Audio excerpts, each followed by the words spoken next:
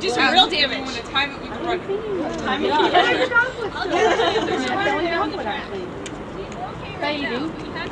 Is this where the track is? No. I hope this thing doesn't come backwards. I hope this doesn't go backwards. I do too, because we're all going to be Come on, Melanie, up the steps. We'll all get splattered together. in the back of your head. Has this been tested before? Right. Watch it come this way. Yeah, but the heavier.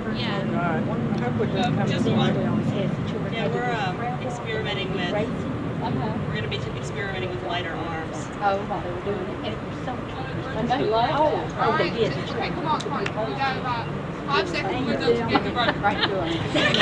Come on, people.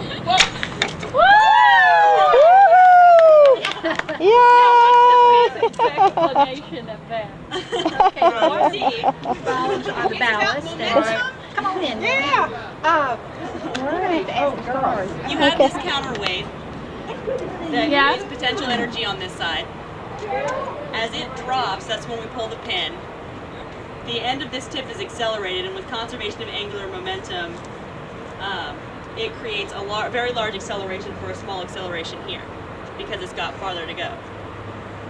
And so, actually, this backwards. Whatever you say.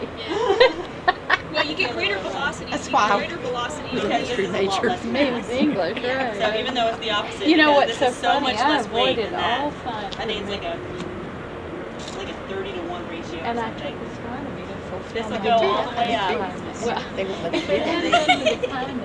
going to extend up. I'd still be here. To release the egg as it goes up because of this pin release Oh yeah, I mechanism. love that. But all that And, measurement. And that's what fires the egg. It looks like that our throwing arm is a little bit too heavy, and that's why we're only getting it just barely over the fence.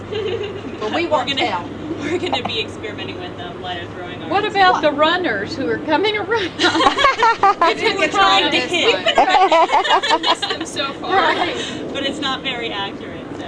What is being built there? Tennis courts. Tennis courts. Oh, Okay. that's right.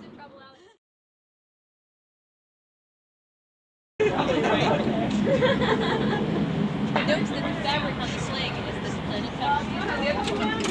I don't think there's going to be enough time.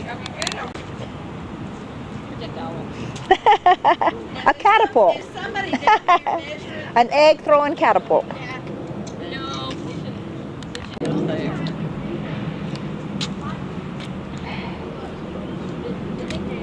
What is it supposed to?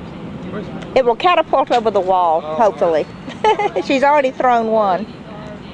Are they raw or are they boiled? I think they're raw eggs. Yeah, that was. I thought he went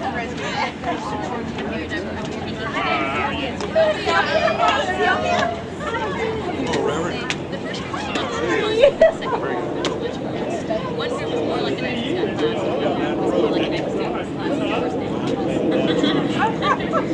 Less responsible, but still, I think we're fine.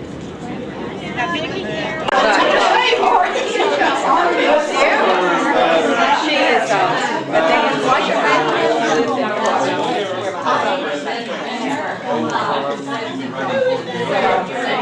Oh, they live in Barrington, which is right outside of Tuscaloosa. Well established.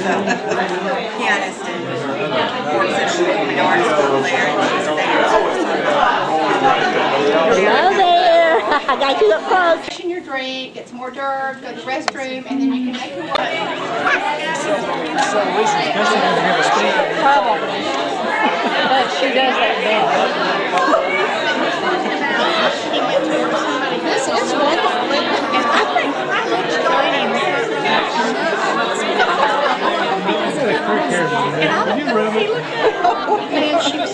Welcome to the Delafield Planetarium. This is a gift from Joey and Dennis Delafield of New York.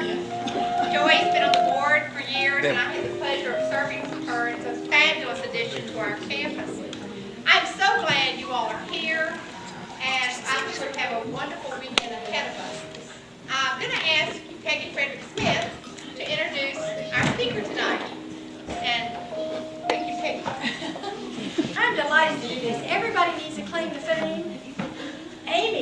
my claim to fame. Amy came to Agnes Scott as a student because I told her to. She's not making it up. I'm not making it up. I was doing the college night at South High School in Kingsport, Tennessee, and nobody was in my training. And I saw Amy come in the door. She was a junior, and I said, Amy, come here. Amy was a very good friend of one of our daughters, and so I had watched her grow up, and I asked Amy what she wanted me to say or not to say about her tonight. And she said, anything you want. I'm not going to take any time. Amy, I'll let you, Amy, tell them if they ask about where you went from Agnes Scott. She fell into astronomy. She had to take a science class. She didn't want chemistry or biology, so she ended up in astronomy. There's some other people who did that. Fell in love with it, went on and got her PhD in what, planetary geology or something like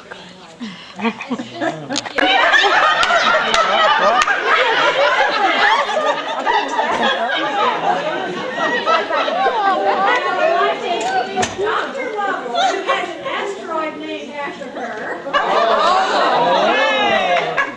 And she's a delightful person, and she's one of my adopted daughters, and I will treasure her forever. And you all will now get to know her and see why we treasure her. Thank you. Thank you, that was lovely. I didn't tell any of your secrets. No, you did really nicely. I appreciate it. Okay.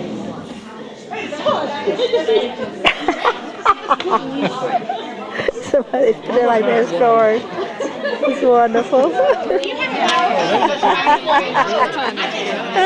You know where you see that? If it works. Can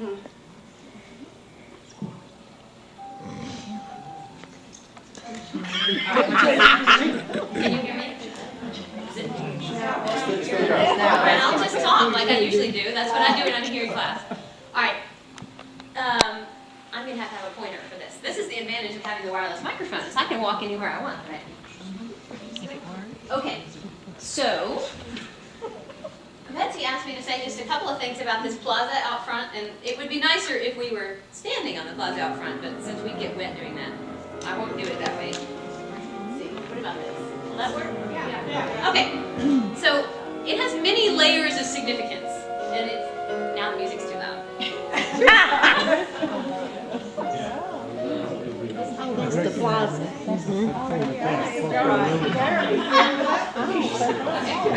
So it's basically like this. This plaza was built with this building in order to be a place where the students could put up the telescopes that was level and had this nice north pointer right here. And any of you who took astronomy and dealt with telescopes know you have to align your telescope north so that you know where where everything else is in the sky.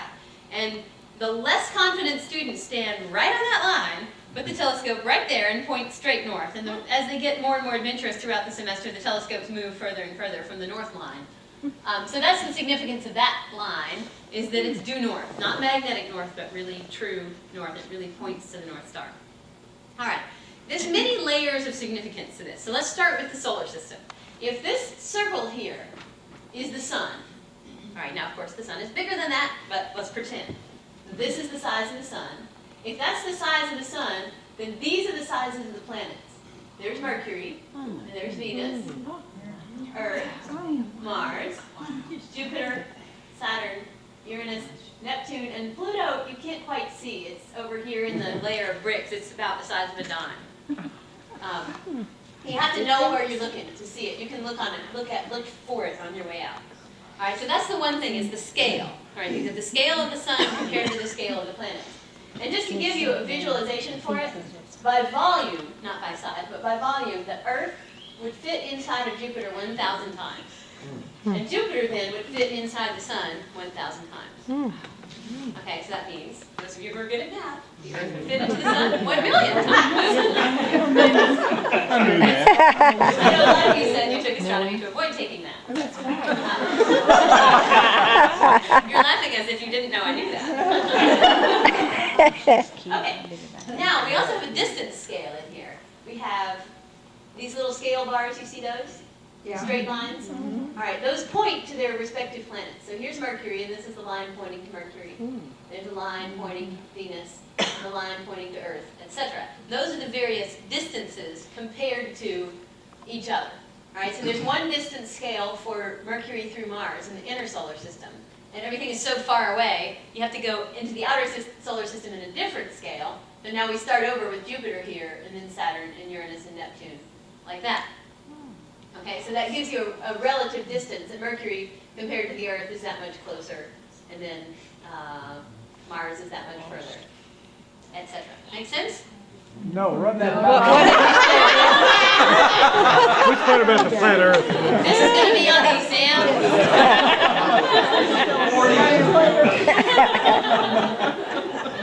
What is the significance of the line being thicker as it moves toward the center and thinner toward the end? Is that like the distance line? This line. Yeah. See, it's thicker up to the, where the Earth one is thicker to the third circle, then it thins to the. Coming Oh, on in. well, that's because that's the distance. All right, this is the distance. This is the sun here. Then this is the Earth's orbit here. Okay. So the Earth doesn't exist out there. That's just Gotcha. That's just pile ground. Always had good questions. Never knew the answer. Well, that's what I'm here for. The sun is in the middle, and then so Venus is there, and that's its orbit. And then there's Mercury and its orbit. So each of these circles, there's Mercury and Venus and Earth and Mars. And that. Okay. Yeah. Okay? All right. So, it just so happens, all right, now I think we're finished with the solar system. We've got the size and, yeah. All right, now, to take it to the next layer, if you connect all of these little bars here by a curvy line, it's kind of suggestive of a galaxy, a spiral galaxy as it goes around. All right, so if you do that, if you make that scale and make this circle now the disk of our galaxy, and the galaxy is kind of like a pancake, it's flat, then this circle, which represents the orbit of the Earth, is now the orbit of the sun in the galaxy. Okay, so the galaxy, this is the UR here in the map of the galaxy. Okay, there's the center of the galaxy, there's the edge of the galaxy, and you are here. All right, this is how you find yourself on the subway map. Don't ever get off at the wrong stop in the galaxy. All right, and one more thing. There's one more level of significance with the galaxy. That right here, see this bar right there? There's one at each of the 90-degree points. Yeah. If the galaxy is that size, then that's how thick the galaxy would be. So it's thinner than a dime if you put it out. If that's your pancake, it's more like a crepe. All right. The students accuse me of being hungry all the time because I'm always using food analogies. But if the galaxy is that big, then it's just as thick as that thin line. Does that make sense now? Okay, and the one thing that I didn't tell you that is in there that you can't see on this image that you can see in the real one is the symbols for each of the planets is on at the end of each scale bar, and there's a symbol for each planet. And in case you don't know your planetary symbols, they're on that sign. So right here is the Mercury symbol, and Venus is there, and Earth, etc. So if you look for the little Pluto symbol out here in the outer brick ring, then you can find it. Do you have questions about that? Or? I've got a technical question. How close are these spirals to a classic Fibonacci series? Very good question. That is a good question because you can see it in there. There's definitely a spiral. Yeah. It's interesting, the planets, if you take the distance of the Earth to being 1, then Mercury is about 0.4, and Venus is about 0.7, and then from there, Mars is 2-ish, and then Jupiter is 5, and then Saturn is 10, and Uranus is 20, and Neptune is 30. So it keeps going up like, yeah. Pluto's approximately 40. So And they're all in the same plane, pretty much. yeah, the solar system is flat. Yeah, Pluto's orbit is tilted just a little bit, but only like 20 degrees. So they're pretty much within the same. I have a little animation I'll show you in a minute, which should make it all most clear. Okay. Oh, right. Yeah, this plaza was designed jointly by a professor of art and a professor of astronomy. Chris Dupree, when he designed this, was I guess about as far along in Agnes Scott as I am. Maybe he was 3 years here. And then a more senior art professor, Terry McGee, who's been here. She was here when I was here. The first time I was here. I have to define When you were that. 12. I have to define, as in when I was here as a student. And they put this together. I guess, you know, he calculated all the scales, and she helped make it artistic and design which kind of stone it would use and things like that. Somebody asked me the significance of the square, and I think that's where the art comes in.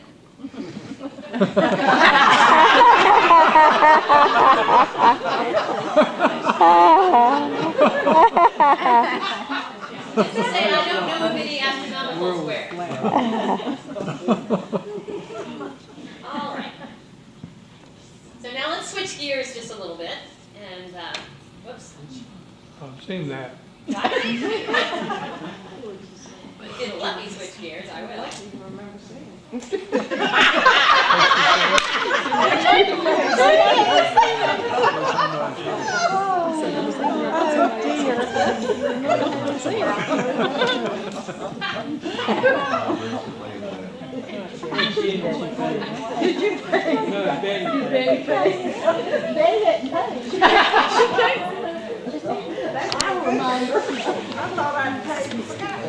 Nope. Pretty long. You had to Hold up. We got a rowdy class here. You got it all. We got a rowdy.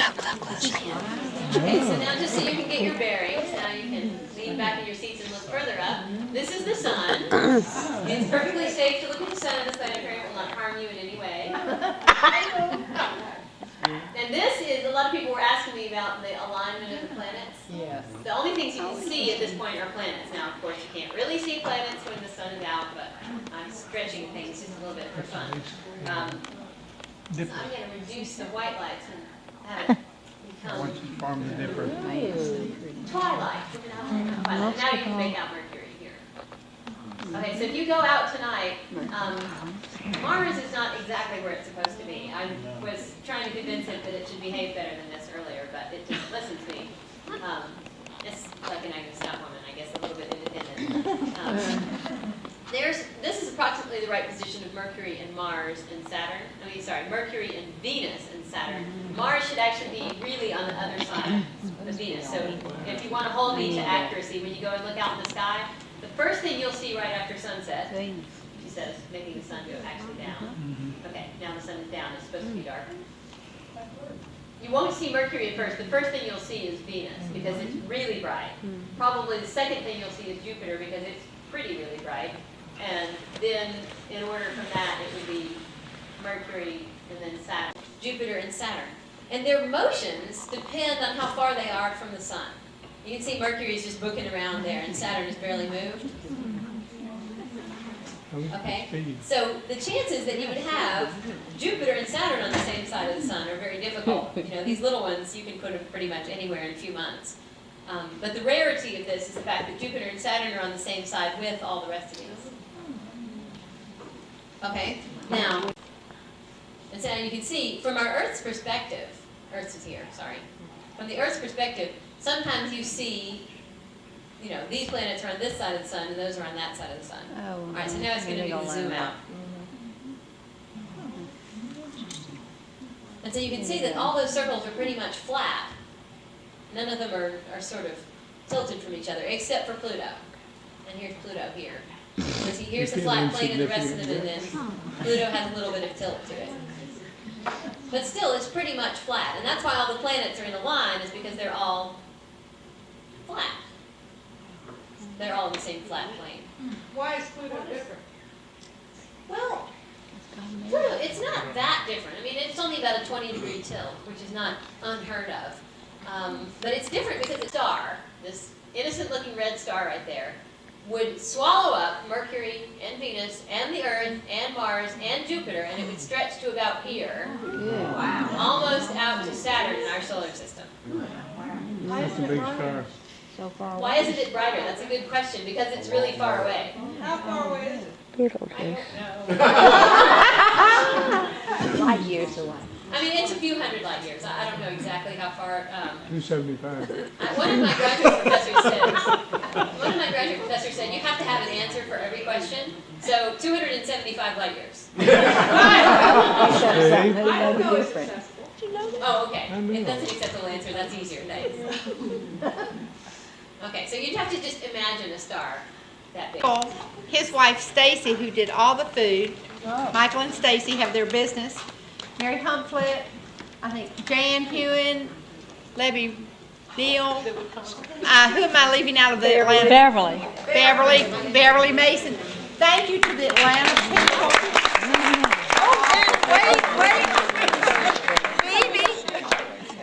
Phoebe did the directory. Oh, Beebe did the directory. Yay! Amy, thank you so much. I want to present you a little token of our appreciation. This is a history of my favorite place, the McDonald Observatory. Oh, how neat! In Texas, if you want.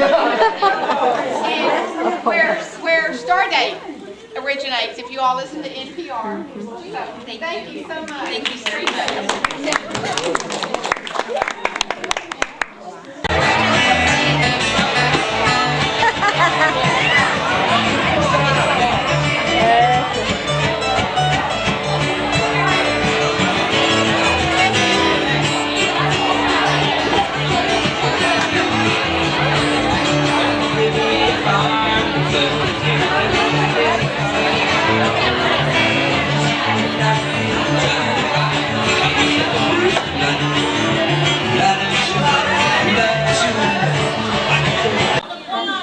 Where's that? The quad, near where the current Alston is, or the old Alston. That anything close to that will pass. What would they do there? What would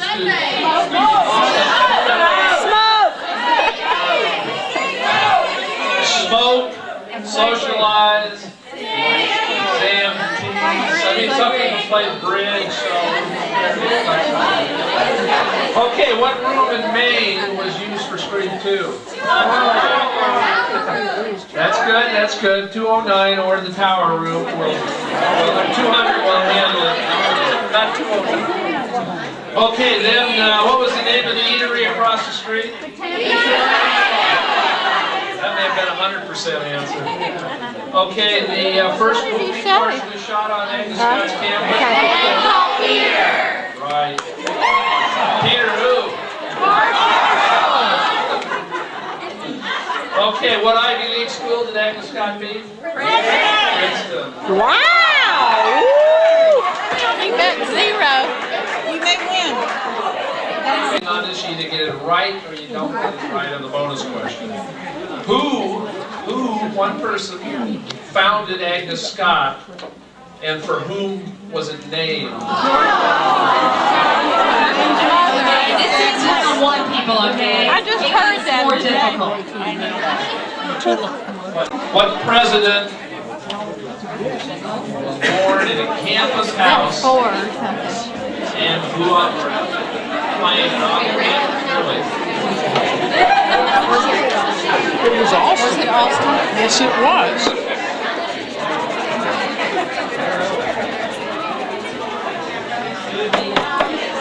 Okay, we got to get them in, so, and then we'll slow around for a minute before we get bonus. Just like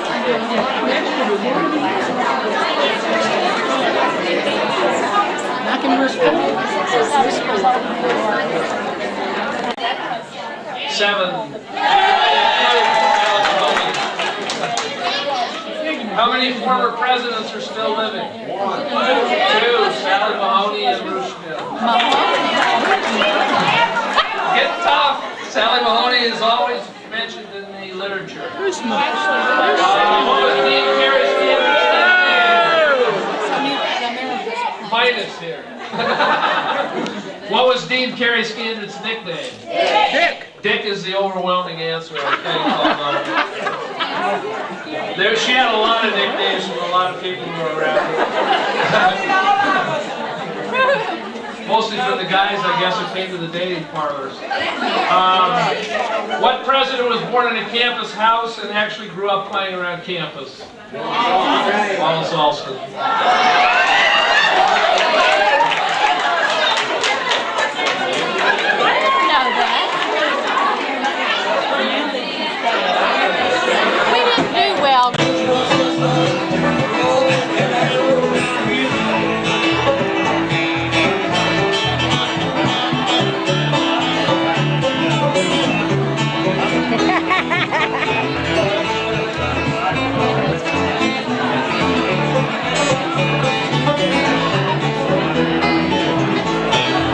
Are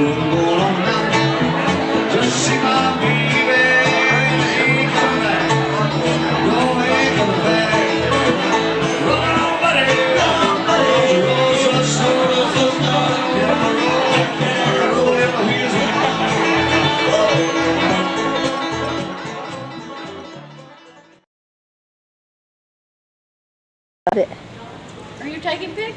Yeah, I started video. I just have to do one here.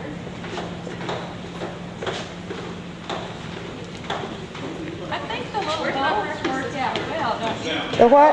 You know, the thing The is, bowls I are don't want good. somebody to bump into this. Can I move it back more?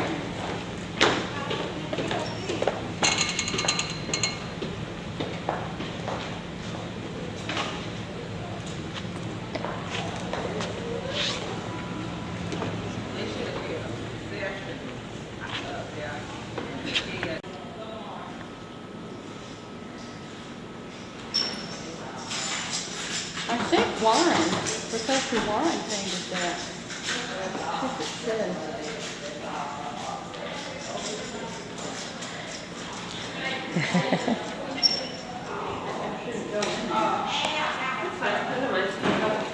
That was when you liked this one. You talked a long time about that I don't like it. one. If we have some time, I may get mine out of the car and we can take them.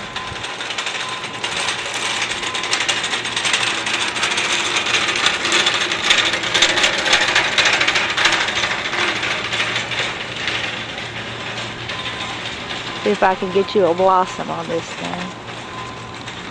A blooming magnolia. Conference and hopefully attends leadership conference, and I don't have to tell you I only made one, so. But I made this one, and that's the year that's really the important year. The secretary, of course, hopefully receives communications from you and has to get it to main events. And that's, Peggy's done that job, and so she can speak to that, but I think it has a little bit more of a regular duty than the other jobs, wouldn't you say, Peggy? And then the fun shop has to do letters like the president after leadership conference asking you to give to the annual fund. It's one letter a year, except this year they surprised us and gave two. Somebody said that they got a lot of mail for me. That's right. It's basically one. Yeah. And that's what the president is until reunion year. And then you sort of do pick up a little bit. And the president has to beg, borrow, wheedle, and cajole all of her Atlanta friends. If she does a great double take. You do such a good job. Did you get that?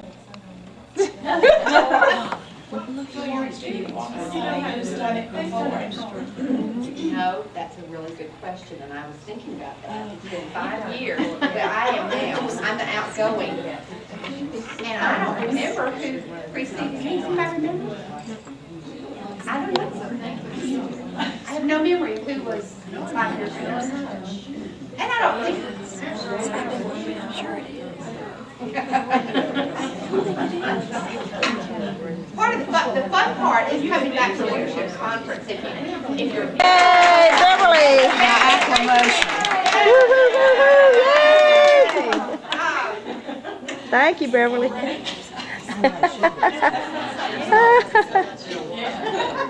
All right, Vice President works on the lost alumni list, assists the president, and writes the letter if the president is unable to. And I don't know that we have vice presidents just like you. Do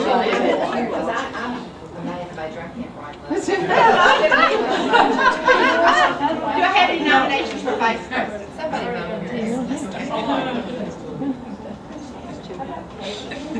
Ellen, we nominate Ellen. We nominate Ellen. Nominate Ellen.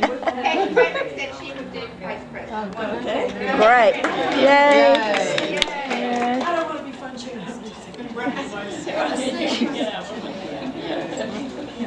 Let's nominate somebody who's not here. Several months. Secretary. This job I think does take a little organization, and if you're on the internet with your email, that's a major help. I think. Yes,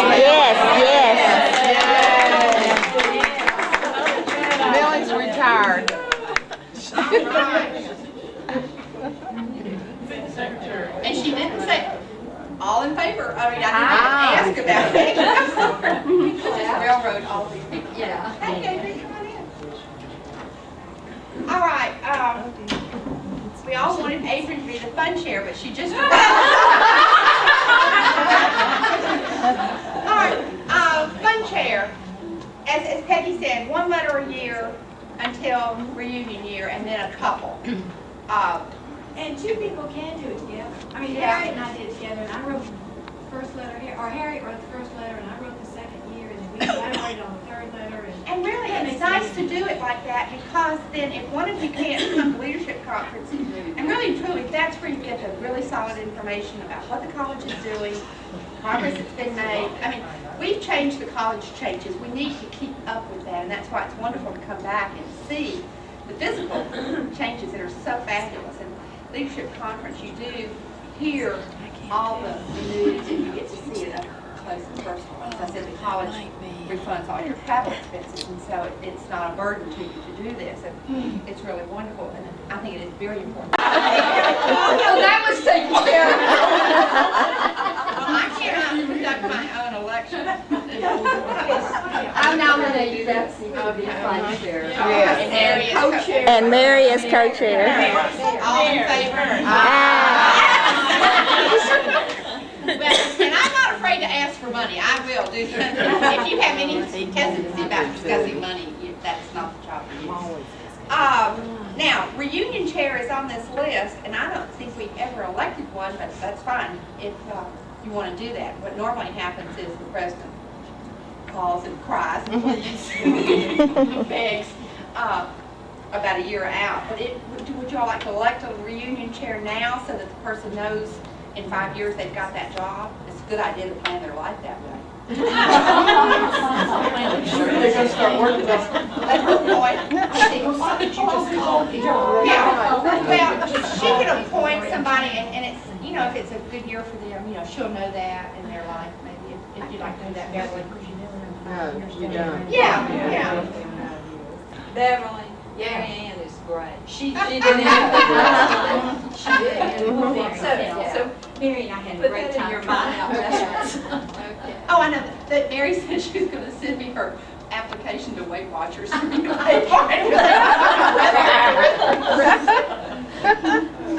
I enjoyed that job. All right. I think that's all we have to elect. Now, this is my least favorite chart. We are supposed to have someone read our memory at the brunch at 1 o'clock. And we have to select our memory. What is our favorite memory of our 4 years? And then somebody has to stand up and read it. That's it. So, remember when our names on it? No, it's just a class memory. Like something funny that happened in our class. And I just think this is a dorky idea myself. She was words. A lot of us lived in Walker. Yeah. Sophomore year. Yeah, everybody. And I remember when Joachim Probst, the artist, came with his girlfriend. Yeah. And they Right. got here in the middle of the night and they slept under the bushes of magnolia tree. And we had a fire drill the next morning I at remember 5 that. or 6 o'clock. And they came And rushing. they were out there, and if you could have heard the 2 of them talk about us coming out in our raincoats with our pillows at 5 o'clock in the morning, and I mean, to me, That's a good one. That's kind of risque. If we write it, let our new president. That's right. Let her practice.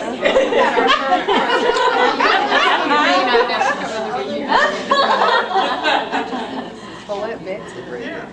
Okay, we'll have to. Oh, Lord. Say it out loud.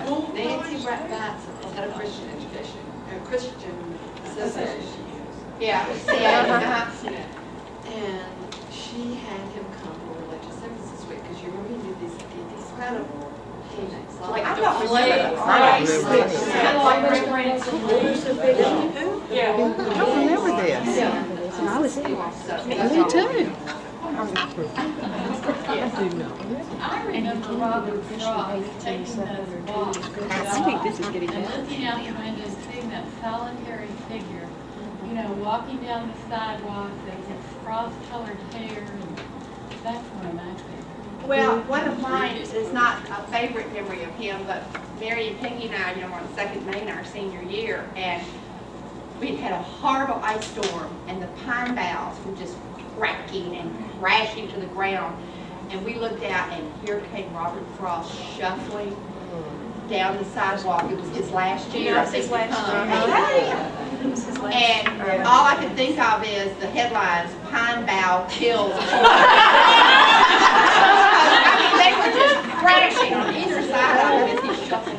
Y'all come on in. Let's see. Hey, Pat, you want to go get? We had a flat tire. No. Oh.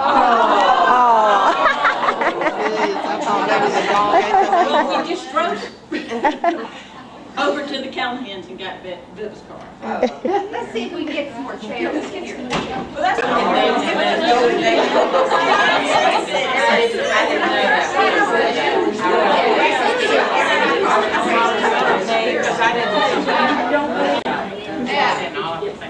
Okay, which memory, we're talking about memories for those who came in, and we have a memory of, what is his name? The artist. And his girlfriend sleeping under the magnolia sidewalk. Oh, we remember about it. Yeah. And had to be somewhere. What were you remember about what? Anything.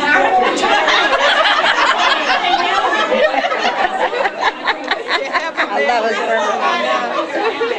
Betty, tell it.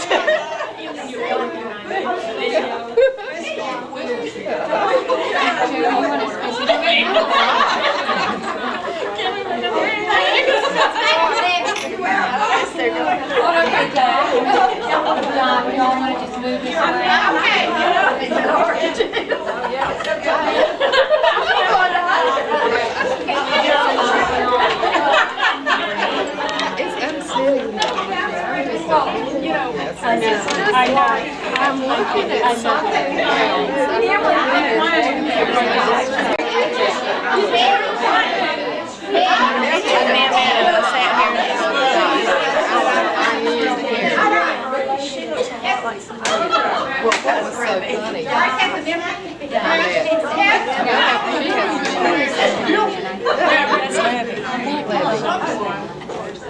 My senior year, signed me up in the Marine Corps. What did she say? Somebody signed her up and she said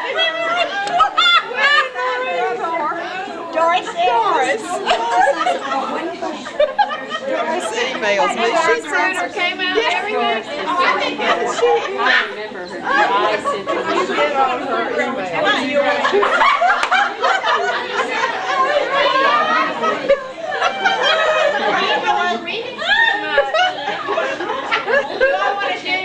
Okay, we have three memories to the table.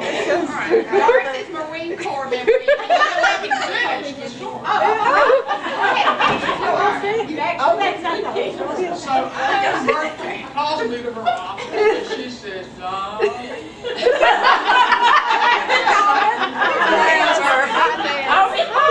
said, the recruiting officer called me.